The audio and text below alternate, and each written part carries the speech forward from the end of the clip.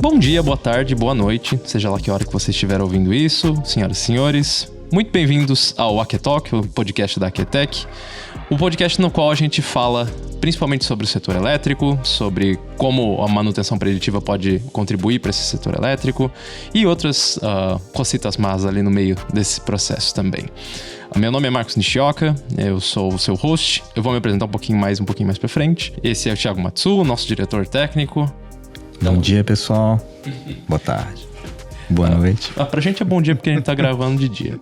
Falando um pouquinho mais sobre esse formato que a gente gostaria de fazer aqui dentro do podcast, eu acho que o nosso principal intuito com ele, né, é trazer um pouquinho mais de informação sobre o nosso setor, o setor onde a gente está inserido dentro da Aketech, que é o setor de geração de energia principalmente, né? E trazer para vocês alguns episódios mais interessantes sobre como funciona o nosso setor elétrico, né? Como funcionam a parte de geração. E dentro desses episódios, né, a gente pretende, dentro do nosso podcast, trazer informação não só com dados, mas principalmente com um pouco da nossa experiência, né, aqui dentro do setor, para que a gente consiga ensinar vocês, né, de alguma forma. E a partir daí também, né, que vocês se interessem cada vez mais, né? Bom, vou começar me apresentando um pouquinho, né, para todo mundo. Eu sou o Marcos Nishioka, como eu tinha comentado. Eu sou formado em engenharia mecânica. Atualmente estou terminando meu mestrado também em vibrações e acústica. Eu estou na Aketech vai fazer mais ou menos uns 6 anos. Passei por alguns setores da parte do desenvolvimento, né? Eu comecei na parte do hardware, né, na parte de projetos de gabinetes nas nossas soluções. Hoje eu sou o principal responsável pela parte de desenvolvimento de produtos na área de eólicas. E eu vou deixar o Thiago se apresentar também. Bom, eu sou o Thiago Matsu, sou atualmente diretor técnico da Aketech. Minha carreira aqui na Aketech começou há um tempinho atrás. Eu entrei aqui em 2006 como estagiário, sempre na área do desenvolvimento, né? Já passei pelos mais diversos setores da nossa companhia, trabalhando desde a parte de produção, desenvolvimento de hardware, a parte de aplicação das nossas sistemas em campo, né? E hoje meu foco é a liderança dos nossos times de desenvolvimento, né? Que incluem aí a parte de hardware, software e equipes de data science.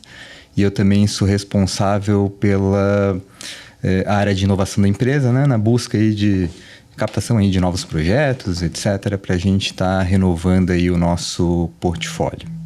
Achei basicamente uma breve introdução. A gente sempre brinca que a história da Aketech é praticamente a mesma história do Thiago, porque o Thiago entrou muito junto, né, da formação praticamente da Aketech como um todo. Esse aqui é o nosso primeiro episódio, né, do Aketalk, então perdoem a gente, sejam bonzinhos com a gente, se alguma coisa acontecer, por exemplo, se alguém passar aqui atrás de mim, ou se tiver algum barulho que não seja nosso aqui dentro, a gente vai aprender e garanto que os próximos episódios vão ser cada vez melhores. Falando nisso também, antes da gente começar a nossa conversa aqui hoje dentro desse Aketalk, eu queria pedir para vocês, né, seguirem a gente nas nossas redes sociais, né? Primeiro de tudo, o nosso site aketech.com. Lá você encontra grande parte das informações pertinentes à Aketech, né? O que a gente faz e os nossos contatos. No Instagram, nosso @ é aketech.powerprognostics. Aketech é escrito AQTSH. No LinkedIn, Aketech Power Prognostics. No YouTube, Aketech Power Prognostics. E no agregador de podcasts que você tiver preferência aí, procurando o nosso nome lá, é o Aketalk, você vai certamente encontrar a gente lá. Então vamos lá. O nosso primeiro episódio, eu acho que para que ele seja histórico, né, eu acho que a gente tem que começar também pensando na história da Aketech como empresa. A gente já vai falar um pouquinho mais sobre isso lá mais para frente. Mas eu acho que a primeira coisa que a gente gostaria de falar, antes da gente começar a entrar em detalhes mais técnicos, certamente mais pra frente a gente vai ter episódios falando sobre aquisição de sinal, a gente vai ter episódios falando sobre sistemas de vibração, né, e assim por diante. Eu queria começar, né, os nossos episódios fazendo um pouco de base, vamos chamar assim, né? E vamos começar bem de baixo mesmo, né, bem na base, para que a gente entenda um pouco mais sobre essa parte de geração, né? Falando sobre usinas hidrelétricas, né? Como que funcionam, né? O que são, o que comem, né? Onde vivem. E que acho que não tem uma pessoa melhor para falar sobre isso, né, do que o Thiago, né, para a gente começar toda essa nossa... Tem sim, tá? Mas é o que tínhamos para hoje. E eu acho que a gente pode começar falando sobre isso, né? E eu não quero que soe tanto como uma entrevista, mas vai ser praticamente isso hoje. Que a gente vai começar falando, né, dessa parte de usinas hidrelétricas e, novamente, indo bem da base, o que é conceitualmente uma usina hidrelétrica, Thiago? Pode começar aí. Bom, basicamente uma usina hidrelétrica é uma indústria que tem como objetivo gerar energia elétrica através aí do aproveitamento de um potencial hidráulico, né? Bom, vamos tentar ser menos visual aqui, tentar descrever, né, o que seria uma usina, né? Mas ela é composta aí por diversos componentes, né? Ou diversos equipamentos, né? E eu vou tentar descrever mais ou menos como é que ela funciona, né? Como eu comentei, a ideia da usina hidrelétrica é aproveitar um potencial hidráulico, né? Esse potencial hidráulico, a gente cria ele, né, através de um lago, né, de um reservatório, que a gente chama aí quando a gente fala de usinas, né? Então, é necessário, né, para instalar uma usina hidrelétrica, uma região onde a gente tenha esse reservatório, ou se cria ou amplia esse reservatório através de barragens, né, para a gente represar essa água que a gente vai aproveitar aí para estar transformando esse potencial em energia, né? Então, tendo esse reservatório, a gente precisa levar essa água até uma turbina hidráulica, né? E essa turbina hidráulica, ela é responsável por traduzir, né, transformar essa energia potencial em uma energia cinética, uma energia de movimento, né? Para chegar essa água, né, nessa turbina, a gente tem aí uma tubulação, né, tem uns canais aí que levam essa água até essas turbinas. A turbina, basicamente, ela é como se fosse um ventilador aí ao contrário, né? Que mediante aí a passagem da água pelas pás aí desse ventilador, entre aspas, aí, ela gira um eixo que vai estar girando um gerador, né? E o gerador, por sua vez, né, é responsável por traduzir essa energia mecânica aí em uma energia elétrica através das suas bobinas e etc, né? Basicamente o fluxo, né, desde quando a gente tem a água até a gente ter aí uma energia elétrica sendo gerada nos terminais aí de um gerador, né? Então, basicamente, simplificando muito, é isso daí. Se mostrar isso sem desenho é muito difícil, né, cara? É muito difícil. Uma dessas, às vezes, a gente vai pedir pro nosso editor colocar algum desenho, se for necessário. Mas eu acho que ficou bem bacana, né, a explicação, Thiago. Eu ia te perguntar também, né, com relação a essas turbinas hidráulicas, né, porque a gente sabe que as turbinas, esses ventiladores ao contrário, eles têm diversos tipos e cada um desses tipos você utiliza para uma finalidade ou outra, né? Dependendo de como que é essa barragem, né? A nossa apropriação cultural dos humanos para com os castores. Consegue falar um pouquinho mais sobre isso, né? De como que são esses tipos de turbinas hidráulicas, né? E para que serve cada um deles? Sim, né? Então, dependendo da característica que a gente tem desse aproveitamento hidráulico aí disponível, né? É possível, é necessário, né, a gente utilizar aí uma ou outra turbina aí diferente, né? Existem basicamente 3 ou 4 tipos aí de turbinas principais, tá? Que são as turbinas Francis, as turbinas Kaplan, as turbinas Pelton e as bulbos, que basicamente são umas turbinas Clapans meio diferentonas assim, né? Se eu não me engano, o mais comum de a gente ter aqui no Brasil, principalmente, dadas as características, né, aqui do nosso país, são as turbinas Francis e as turbinas Kaplan. Talvez eu vou pedir ajuda aqui agora para o engenheiro mecânico para me relembrar, mas são turbinas aí que tendem a trabalhar com quedas, as Francis, né, com quedas mais médias e volumes mais médios de água que a gente tem aí disponível, né? As Kaplans para quedas um pouco mais baixas, né? Então a gente precisa ter um controle ali do ângulo, né? As Kaplans permitem a gente ajustar o ângulo dessas pás, desses dessas turbinas, né? E para quedas mais altas a gente utiliza turbinas Pelton, né? E as bulbos são utilizadas principalmente em situações onde a gente tem um grande volume de água e uma queda muito baixa, né? Então basicamente a gente aproveita a própria vazão aí do rio como recurso, né? Acho que um dos principais exemplos que a gente tem é a usina de Santo Antônio Energia, né, que possui aí talvez as turbinas bulbo maiores aí em termos de potência aí do planeta, né? Não, e assim, pelo que eu me lembro e por tudo aquilo que a gente já conversou sobre o assunto, né? O que rege umas características melhores de uma construção de turbina para outra é principalmente a forma como a água vai passar por esse fluido e como você vai aproveitar esse recurso hidráulico, né, da melhor maneira possível. Então, as turbinas Francis, elas têm uma característica construtiva que as permite, né, como você falou, né, Thiago, ter as características para aproveitar melhor esse recurso hidráulico de uma maneira média, né, uma queda menor, uma queda média e uma vazão média também de água. E a mesma coisa vale para as Kaplan, que se beneficiam melhor, como você falou, né, de uma vazão maior e uma queda menor. E as Pelton, o contrário disso, né? Mostrando visualmente, assim, né? As Kaplan, elas são muito parecidas com aquilo que o Thiago comentou de um ventilador ao contrário. Parece realmente um ventilador, né? Uma turbina Kaplan. E as Pelton são característica bem diferente. Elas parecem muito uma roda d'água, né? Tanto é que as primeiras turbinas hidrelétricas, né? Vale lembrar, acho que a fonte hidrelétrica ela foi também uma das primeiras fontes que o ser humano construiu. Elas funcionavam exatamente como uma roda d'água, né? Tanto é que as rodas d'água são as suas precursoras. E a Francis, ela é quase como uma junção desses dois conceitos numa única turbina. Por isso que ela tem essas características mais medianas dentro da sua construção, né, e das suas utilizações nesse sentido. O Thiago comentou, né, uma turbina bulbo, ela é basicamente uma turbina Kaplan, só que na horizontal e de uma forma um pouquinho construída de uma forma um pouquinho diferente. Mas a ideia é basicamente essa mesmo, né, eu acredito. Mais alguma coisa pra gente adicionar nessa parte dos tipos? Acho que não, né? Acho que tá bem coberto.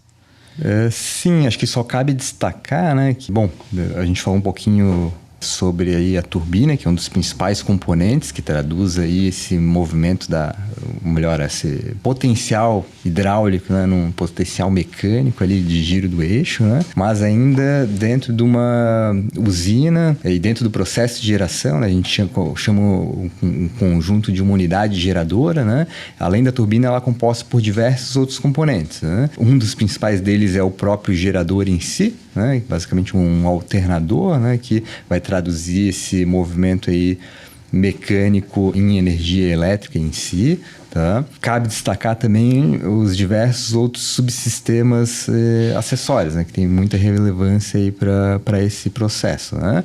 Basicamente todo o conjunto turbina gerador ele é sustentado por mancais de guia, mancais de escora, que basicamente suportam todo o peso dessas máquinas, né? A gente está falando de máquinas aí da ordem de toneladas, centenas de toneladas, né? Massas girantes na ordem de dezenas, centenas de toneladas, né? Então, são equipamentos aí que estão sob uma carga muito alta, né? Consequentemente, são os que também dão problemas e que merecem atenções de monitoramento, que é o foco aí até de entrega, né, dos produtos aí da Aquetec. Pegando o gancho, né, de o que são essas turbinas hidrelétricas, né?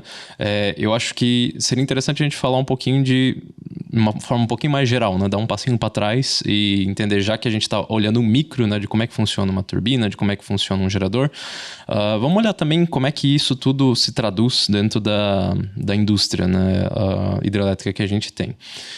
Da indústria de geração hidrelétrica, né, que a gente tem. O nosso sistema elétrico brasileiro, né, e global, ele normalmente é bastante integrado, né, com diversas fontes de energia contribuindo para que a gente, né, tenha luz em casa, né, que a gente consiga gravar esse podcast, por exemplo. Eu queria, né, perguntar para ti, Thiago, né, talvez contribuir da forma como eu puder, como é que essas usinas elas se inserem na rede elétrica, né? Como é que você pega essa geração micro que a gente comentou aqui e joga dentro do nosso sistema? No Brasil, a gente tem um sistema elétrico bem robusto, né? Basicamente, a gente chama o nosso sistema de Sistema Interligado Nacional, onde basicamente todo o Brasil é interligado numa rede única aí de transmissão e etc, né? Então, acho que vale destacar, né, como o Nishioka comentou ali, para a energia elétrica chegar aqui na nossa tomada, né? Basicamente, a gente tem 3 grandes agentes ali, né? Que são a geração, que é o que a gente está trabalhando, falando um pouquinho agora, né, no contexto das usinas. A transmissão, que basicamente é responsável por interligar essas usinas entre si, com as cargas, né? E a distribuição, que basicamente distribui essa energia localmente aí nas cidades, para uso aí do consumidor final, da indústria, né? Em específico, as usinas, elas são conectadas, então, nas linhas de transmissão. Para a gente fazer isso, como eu comentei, tem uma série de componentes, né, que vão auxiliar dentro desse processo, né? Mas acho que o principal deles é o transformador elevador, né? Que quando a gente está falando de uma usina, de um gerador, né, geralmente os níveis de tensão que a gente tem gerados ainda não estão adequados para se transmitir energia, né? Então, é necessário aí um transformador elevador para elevar essa tensão, para reduzir as correntes que a gente vai estar transmitindo e, consequentemente, a gente ter uma transmissão aí mais eficiente. Eu acho que também a gente não comentou, e cabe destacar também, né? Basicamente, dentro da área de geração, a gente pode classificar essas usinas de acordo com a potência que ela gera, né? Então, a gente tem desde pequenas usinas, pequenas aqui bem entre aspas, né? Que são, por exemplo, as centrais hidrelétricas, cujo a capacidade de geração não ultrapassa 1 megawatt. Tá? Depois a gente tem uma classificação de PCHs, onde a gente tem desde 1 megawatt até 30 megawatts, são usinas consideradas aí PCHs, e acima aí de 30 mega a gente tem as UHEs, né? As usinas hidrelétricas de fato. Tá? Para ter uma referência, né? Se a gente for pegar a carga de um chuveiro elétrico, que é na ordem aí dos seus 10 quilowatts, um chuveiro bem potente aí, né? 1 megawatt vai dar 100 vezes isso daí, né? Então, é uma potência pequena uma central, mas que é bem relevante, né? Então, só para comentar aí um pouquinho também a respeito disso daí. Inclusive, fica aqui meu comentário, que eu sempre achei muito estranho que uma central hidrelétrica é menor do que uma pequena central hidrelétrica, mas enfim. Mas é isso mesmo que acontece, né? A gente não faz os nomes, a gente só descreve eles aqui. Beleza? E falando sobre a geração em si, né? Já que a gente deu esse passo para trás e falou dela de uma maneira mais geral, como é que é a importância, o quão importante, né, são as centrais de geração hidrelétrica, né? Não só as CGHs e PCHs em si, né? Mas o quão importante é a matriz, para a matriz hidrelétrica a geração hidrelétrica? Bom, boa pergunta aí, né? Hoje a matriz elétrica nacional aqui nossa, ela é majoritariamente hídrica, né? A gente tem mais de 50%, 55% aí dos recursos que a gente gera de eletricidade são baseados aí em hidrogeração, né? E que isso nos torna um país aí bem, entre aspas, renovável aí, né? Por estar conseguindo aproveitar recursos aí renováveis aí nesse processo, né? Talvez a título de comparação, cada vez mais, né, proporcionalmente ela tenha se tornado um pouco menor em função aí dos crescimentos das fontes alternativas de eólica e solar, né, que estão cada vez mais crescentes aí, né? Bom, a matriz energética hoje do país, né, é majoritariamente hídrica, com seus 55% aí da geração vindo de fontes aí hídricas, né? Logo em seguida a gente tem a geração solar, que cresceu muito recentemente aí com seus 12%, 13% ou cerca disso daí, e na sequência aí a geração eólica aí com seus mais 12, 13... Quase a mesma quantidade, né? Ultrapassou bem pouquinho, meses, né? Talvez um ano aí atrás. Uhum. Aí, tá? Mas, ou seja, né, ainda a matriz nossa é muito dependente aí de água, né? Então... Não, perfeito. Eu ia até pontuar, né, que nesse ponto, né, da importância da geração hidrelétrica, o Brasil ele é uma exceção, né, do resto do mundo. Que o resto do mundo, eles têm a energia hidrelétrica, né, como um recurso, com os países que possuem rios, né, que possuem esse tipo de reservatório hidrelétrico. Mas o Brasil ele é muito, muito privilegiado no resto do mundo, né, pela quantidade de rios, pela quantidade de reservatórios que a gente consegue fazer aqui para aproveitar isso, né? Então, o Brasil certamente é uma exceção para a quantidade de energia, da porcentagem de energia que a gente gera de forma hidrelétrica, né? Especialmente se comparado à escala do país, né, com seus mais de 200 milhões de habitantes. Eu acho que é isso. Bom, agora a gente falou bastante sobre como que funciona, né, as usinas hidrelétricas e como que elas se inserem dentro do nosso sistema de energia. E eu acho que é legal a gente pensar nisso. Eu tinha um professor na faculdade que falava que no mundo do SolidWorks tudo funciona, né? E tudo funciona direitinho. Nada dá problema, nada quebra. Mas a gente sabe que não é assim, né? Tanto é que se fosse assim, a Arquitec nem existiria. Como, né? Tudo no mundo, né, ele tem desgaste, tudo que se insere na vida real, a gente tem problemas, independentemente das suas origens, né? As usinas hidrelétricas também não são exceção a isso, as turbinas hidrelétricas certamente também não são exceção a isso, né? Para que a gente consiga ter uma interação melhor com esse tipo de problema, né? A gente sabe que um mancal vai quebrar, a gente sabe que em algum momento uma turbina pode ter algum problema, que em algum momento algum gerador vai ter problema. A gente tem diversas filosofias, eu acho, de manutenção, né? Várias filosofias para fazer com que essas turbinas continuem girando, né? Eu não tinha colocado isso na pauta, mas antes da gente começar a falar especificamente sobre isso, né? Consegue falar um pouquinho mais, Thiago, sobre o que é necessariamente uma manutenção preditiva? Qual que é a diferença da manutenção preditiva para as outras filosofias de manutenção que a gente tem? Acho que a gente tem que fazer um apanhado geral dos tipos principais aí de manutenção, né? Como a gente comentou, essas usinas, essas unidades geradoras, elas são máquinas aí rotativas, né? E elas se desgastam, como o Nishoka comentou. Existem algumas filosofias de manutenção relacionadas a esse tipo de equipamento, tá? Que é mais comum acontecer hoje em dia, até pelo histórico, né? São manutenções preventivas, tá? Que são basicamente baseadas em horas de operação dessas unidades geradoras, tá? Que seria um similar à manutenção que a gente faz no nosso carro a cada 10 mil quilômetros. Ou né? Deveria fazer. Óleo, deveria, né? Nas turbinas, nos conjuntos, unidades geradoras ali, dependendo do tipo de componente, existem manutenções que precisam ser feitas aí de forma periódica em relação a horas de operação, né? Então dependendo do tipo de mancal, necessita você abrir o mancal, fazer inspeções e etc, para ver como é que está a condição dele, né? E assim em diante, né? Então esse é o tipo de manutenção mais comum, que são as manutenções preventivas, né? Existem manutenções corretivas, que é mediante um problema, uma queima do mancal, uma quebra de uma pá de uma turbina, imediatamente a unidade geradora precisa ser separada para substituição, manutenção desse componente, né? E quando a gente fala de predição, manutenção preditiva, a gente quer basicamente otimizar esses processos, né, de manutenção, né? Que seria basicamente a gente, com base em dados e informações, executar manutenções de acordo com uma condição aí do equipamento, né? Por exemplo, né, no caso do mancal que eu citei, de que a cada X mil horas é necessário tu abrir para fazer uma inspeção. Se a gente monitora vibração, se a gente monitora temperatura, se a gente está avaliando ali a condição do óleo, né?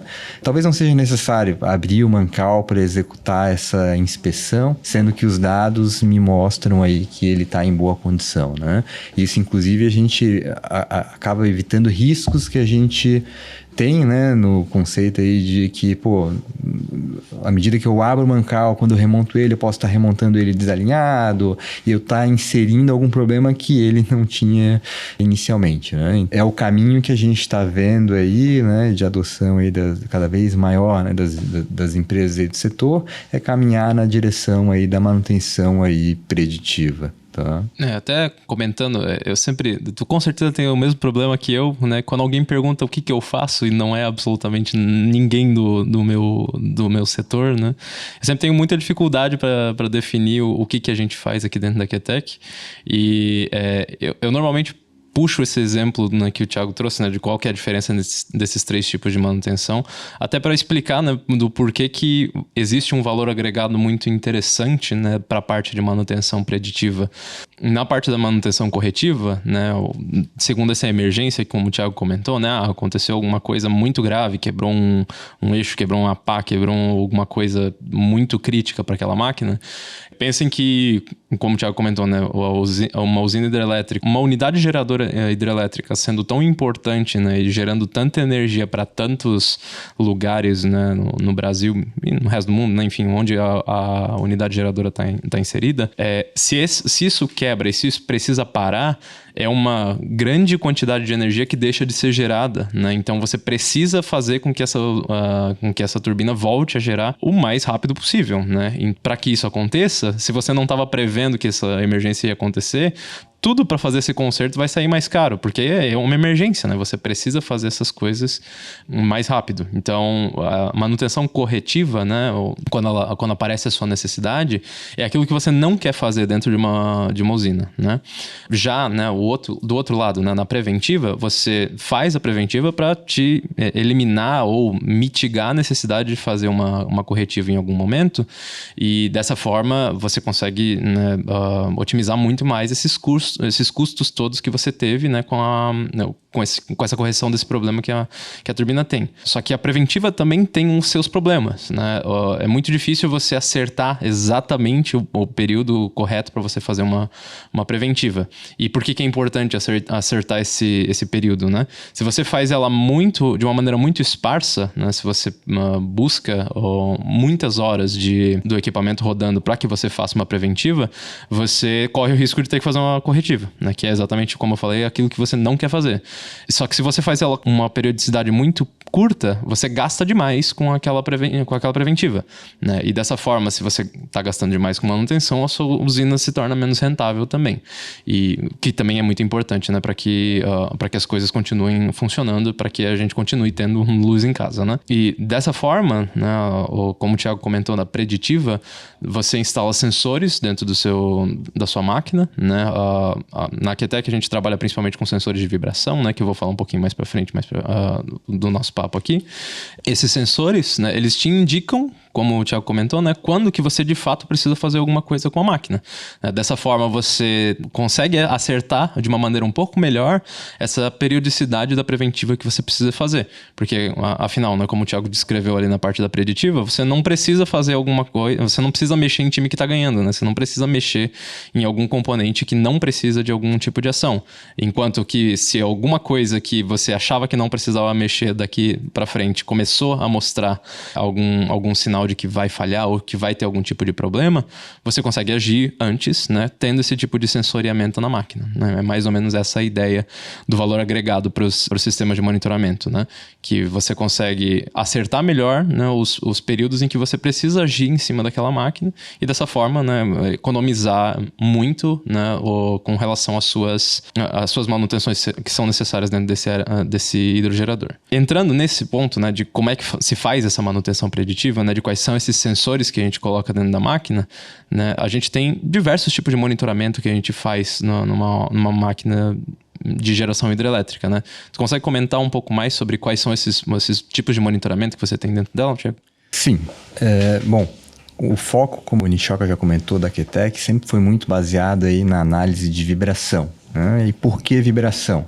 Porque em se tratando aí de máquinas rotativas, a gente avaliar o quanto que a máquina está vibrando e como ela está vibrando é muito eficiente em termos de a gente diagnosticar potenciais defeitos, falhas que possam estar ocorrendo nessas máquinas, né? Comumente, né, a base do monitoramento que a gente tem baseado aí em sensores de vibração, tá?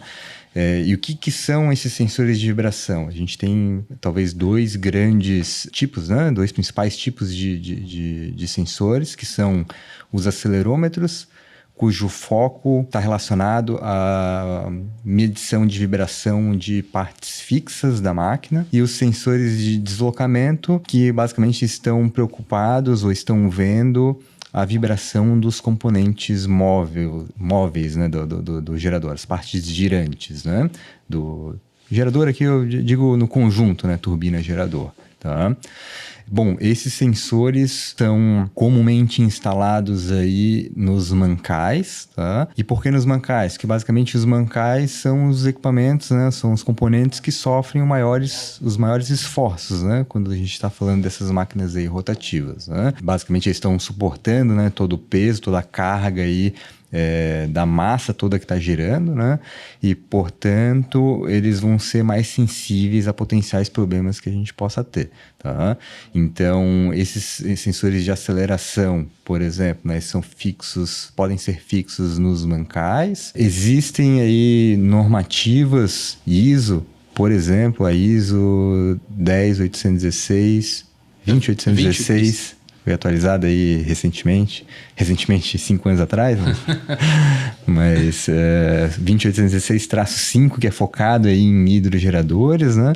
Que define aí o correto posicionamento aí desses sensores, ou sugere, né, o correto posicionamento desses sensores para a gente estar medindo, né, as principais cargas aí. Basicamente são sensores aí instalados na radial do eixo, né? Em alguns casos a gente também instala sensores axiais. E essa norma nos dá um parecer, uma diretriz ali, quão a gente espera que essa máquina vibre em termos ali de magnitude, né, de valor global. Bom, o que é a ideia? Também cabe falar um pouquinho o que é um sensor, né, basicamente, né? Esse sensor de aceleração, por exemplo, ele vai transformar a vibração da máquina, né, que é medida naquele ponto, em um sinal elétrico para que a gente possa adquirir esse sinal de alguma maneira, utilizando algum equipamento, algum conversor analógico digital, para que a gente possa ver no computador como aquela máquina está vibrando. Tá? A vibração, por exemplo, nesse caso que a gente mede, é algo similar à vibração que a gente tem no nosso celular, né? Então a máquina lá vai vibrar de uma maneira, a gente vai medir aquilo e vai estar buscando aí, usando técnicas de processamento de sinais, características desses sinais de vibração aí para a gente estar avaliando a condição da máquina, né? O outro tipo de sensor que eu comentei, que são sensores de deslocamento, eles têm o objetivo de medir a vibração de partes rotativas, né? Dá para tentar imaginar aqui, né? Uma máquina que está girando, a parte rotativa dela, fica difícil de a gente acessar ela para instalar um sensor, ou o sensor que a gente instalar, por exemplo, fixo nessa parte girante, ele vai estar rodando, né? E isso implica em diversas complexidades para a gente estar extraindo, né, esse sinal dessa parte girante, né? Então, a solução de medir, né, deslocamento permite a gente fazer essa medida sem contato através desse tipo de sensores, né? Geralmente esses sensores são sensores do tipo indutivo, eles são fixos no mancal, apontados para o eixo, e eles medem o quanto que esse eixo está deslocando em relação a esse sensor, né? Se o eixo está se aproximando ou afastando, ele vai gerar um sinal elétrico proporcional a esse deslocamento. Tá? Então é comum a gente instalar pelo menos 2 sensores por mancal, novamente, né, posicionados aí na radial, de modo que a gente possa, com esses 2 sensores instalados de formas ortogonais, deslocados de 90 graus entre si, a gente consegue inclusive visualizar a órbita de deslocamento desse eixo, né? Que permite a gente, inclusive, tirar mais informações do que está ocorrendo aí com a máquina mediante algum problema, tá? Então, esses são os principais tipos de sensores que a gente utiliza, tá? Existem outros tipos de sensores usados em hidrogeradores, como sensores de pressão, onde a gente instala, por exemplo, lá na turbina, né, medindo como é que está a pressão na saída da água ou na entrada da turbina, né, e avaliando o comportamento dessa pressão, a gente também consegue identificar potenciais distúrbios hidráulicos que podem estar ocasionando aí problemas aí de vibração e assim em diante. E, além disso, né, é essencial, quando a gente avalia todos esses sensoriamentos, a gente também ter outras informações da máquina, né, como potência que ela está gerando, qual que é o nível de água que a gente tem lá no reservatório, temperaturas globais que geralmente já são instrumentadas e já fazem parte aí do processo aí de controle ali da máquina, né, para a gente, com base em todas essas informações, conseguir chegar, né, a diagnósticos mais precisos em relação aí à condição da máquina. Tá?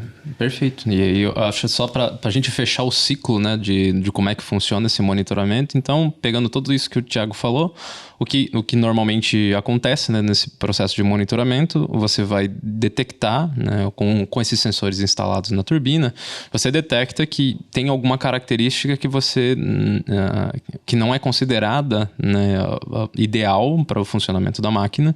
E dado que você observa essa característica, você consegue entender a partir desses sintomas de vibração o que é necessário fazer com a máquina, né? Então, dando um exemplo, por exemplo, a gente descobre que tem um desbalanceamento na máquina. Aí, com esses sensores que a gente coloca dentro da máquina, a gente consegue entender onde que está esse desbalanceamento, né? Ele tem uma origem hidráulica, ele tem uma origem magnética, ele tem uma origem de massa, né? Tem alguma coisa estranha com o próprio eixo que a gente está colocando. Dessa forma, como a gente tinha falado antes, né, de como funciona a manutenção preditiva, você consegue tomar uma ação, né? Então, se ele tem um problema magnético, né, seria interessante a gente fazer alguma inspeção magnética para entender, ou inspeção elétrica, né, para entender onde é que está esse problema. Se ele tem um problema de desbalanceamento hidráulico, seria interessante a gente dar uma olhada em como é que estão as pás dessa turbina, né, entender como é que elas estão colocadas e assim por diante, né?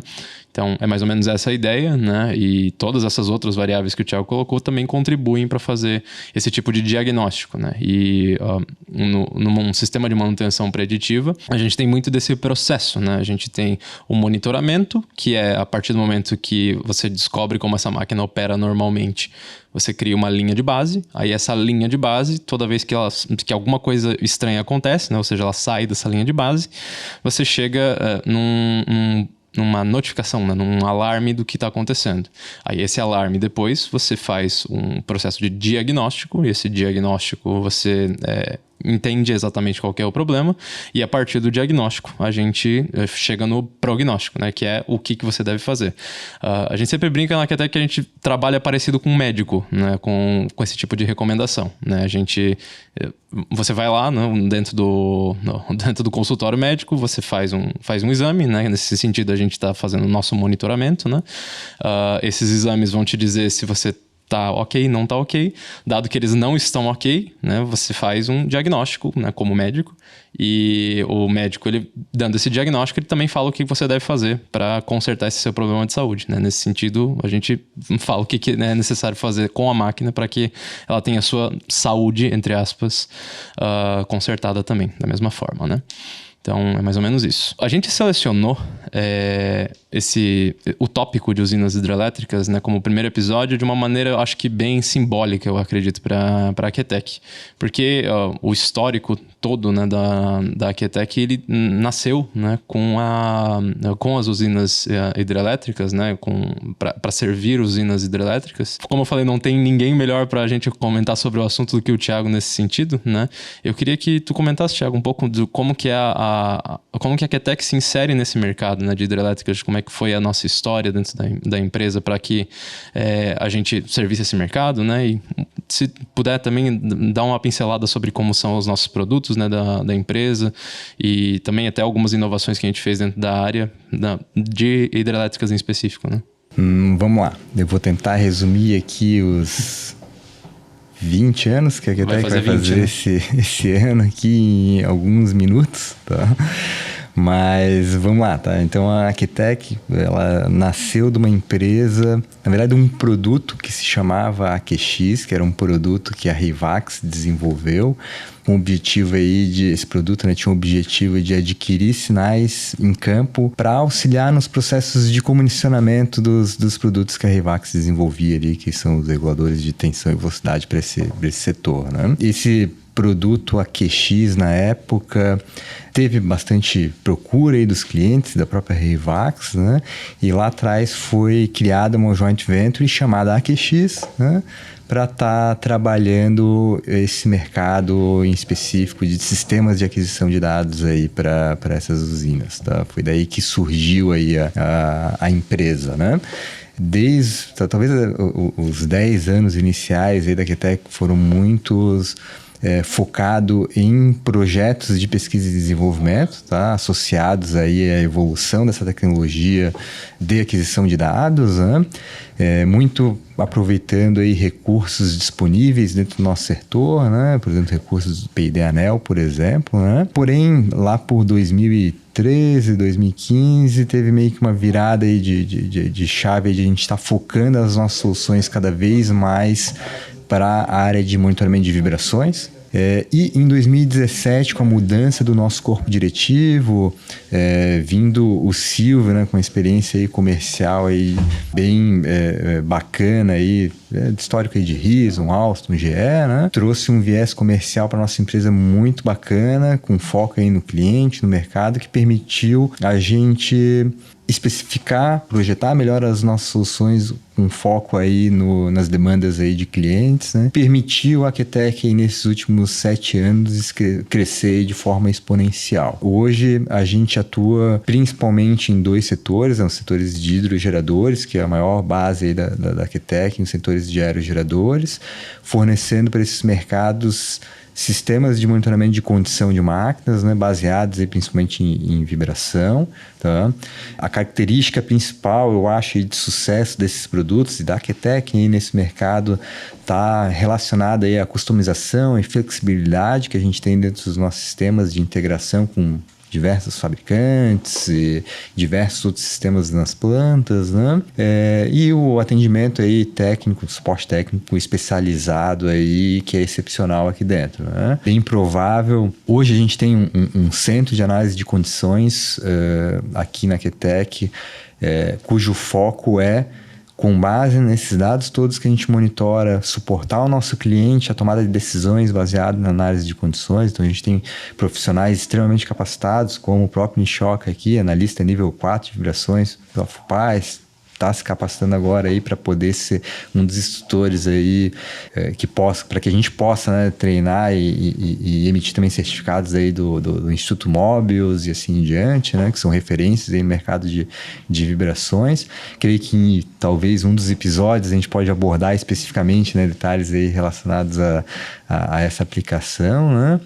Então isso acho que tem permitido a Aquetec cada vez mais crescer aí nesse mercado, se tornar uma referência aí, quando se fala aí de monitoramento aí de hidrogeradores e mais recentemente aí nos últimos 5 anos aí aerogeradores também, tá?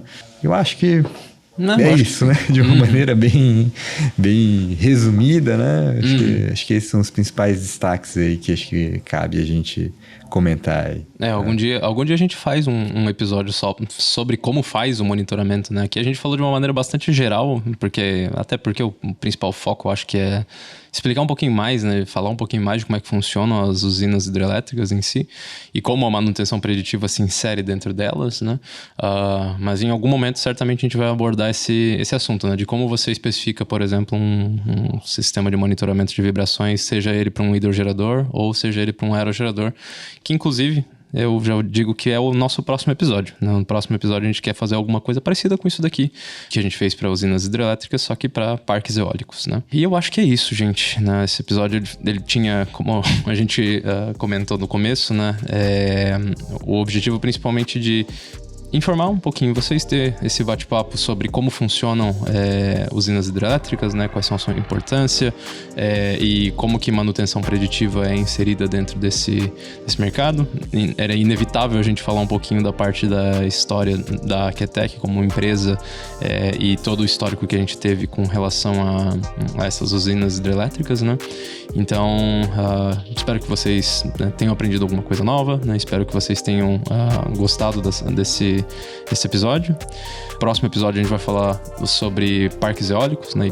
De uma maneira muito parecida como que eles se inserem no nosso sistema integrado nacional e como ele é feito também lá no resto do mundo. Novamente, sigam a gente nas nossas redes sociais, né? No Instagram, o nosso @ é aquetec.powerprognostics, no LinkedIn, Aquetec Power Prognostics, YouTube, Aquetec Power Prognostics e no seu agregador de podcast favorito, né? Salve a gente aí para não perder nenhum dos nossos próximos episódios. E com certeza visitem também o nosso site, aquetec.com, né? Que lá vocês têm basicamente toda a informação que vocês precisam sobre a nossa empresa, os nossos contatos, né? Tá tudo lá. Muito obrigado. Um bom resto de dia ou boa tarde. Obrigado aí, Nishoka, também, por estar trazendo aí seus skills aí de podcaster aqui pra gente, né? E obrigado também, Maicon, aí pela todo o suporte. E, mas foi bem bacana aí a experiência. Valeu bacana. Aí, pessoal. Eu também gostei.